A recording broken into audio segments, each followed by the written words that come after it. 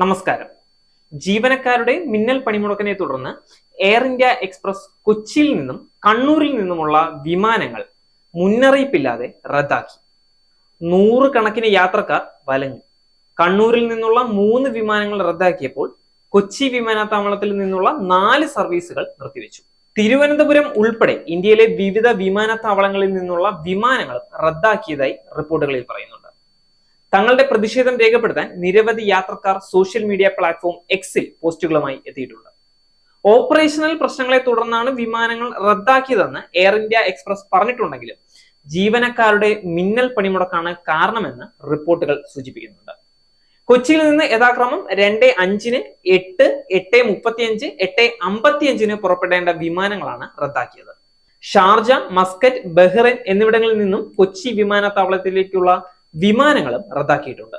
കണ്ണൂരിൽ നിന്ന് Abu Dhabi, Sharjah, Muscat എന്നിവിടങ്ങളിലേക്കുള്ള വിമാനങ്ങൾ റദ്ദാക്കി.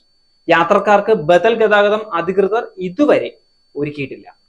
യാത്രക്കാർക്ക് പണം തിരികെ നൽകുമെന്ന് അവർ ഉറപ്പ് നൽകിയിട്ടുണ്ടെങ്കിലും ഈ സൗകര്യം ലഭ്യമാക്കുന്നതിനുള്ള പോർട്ടൽ നിലവിൽ പ്രവർത്തനക്ഷമമല്ല.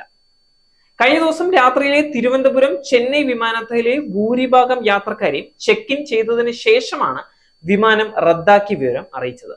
വിമാനം വൈകിയെന്ന് അധികൃതർ ആദ്യം പറഞ്ഞു. പിന്നീട് ഒരു മുന്നറിയിപ്പും കൂടാതെ അവർ അത് റദ്ദാക്കി എന്നാണ് ഒരു യാത്രക്കാരൻ പറയുന്നത്. വിമാന സർവീസുകൾ റദ്ദാക്കിയ വിവരം അറിഞ്ഞതോടെ യാത്രക്കാർ വിമാനത്താവളത്തിൽ പ്രതിഷേധിക്കുകയുണ്ടായി. മണിക്കൂറുകളോളം തങ്ങളെ കാത്തു നിർത്തിച്ചുവെന്നും മോശമായ രീതിയാണ് ഇതെന്നും ഇവർ പ്രതികരിക്കുന്നു. 2 മണിക്കൂർ മുമ്പ് മാത്രമാണ് ഇങ്ങനെ ഒരു അറിയിപ്പ് ഉണ്ടായത് എന്നാണ് ജീവനക്കാർ അറിയിച്ചത്. അതേസമയം ജീവനക്കാരുടെ മിന്നൽ പണിമുടക്ക് തന്നെയാണ് ഈ സർവീസുകൾ മുടങ്ങാൻ കാരണമെന്നാണ് അനൗദ്യോഗികമായ റിപ്പോർട്ടുകൾ.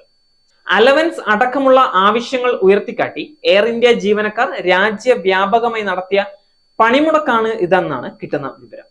കണ്ണൂരിൽ നാളെ മുതലുള്ള വിമാനങ്ങളിൽ ടിക്കറ്റ് നൽകാമെന്ന ഉറപ്പിൽ യാത്രക്കാർ പ്രതിഷേധം അവസാനിപ്പിച്ചു. മുൻഗണനാക്രമത്തിൽ ടിക്കറ്റ് നൽകുമെന്നാണ് അറിയിച്ചിട്ടുള്ളത്. നേരിന്റെ വാർത്തകൾ നിങ്ങളുടെ വിരൽത്തുമ്പിൽ എത്താനായി സാക് ന്യൂസ് ചാനൽ സബ്സ്ക്രൈബ് ചെയ്തും ഷെയർ ചെയ്തും ഒരു ശരിയായ മാധ്യമ നിലപാടിന് നിൽക്കാൻ ഞങ്ങൾ നിങ്ങളെ ക്ഷണിക്കുന്നു.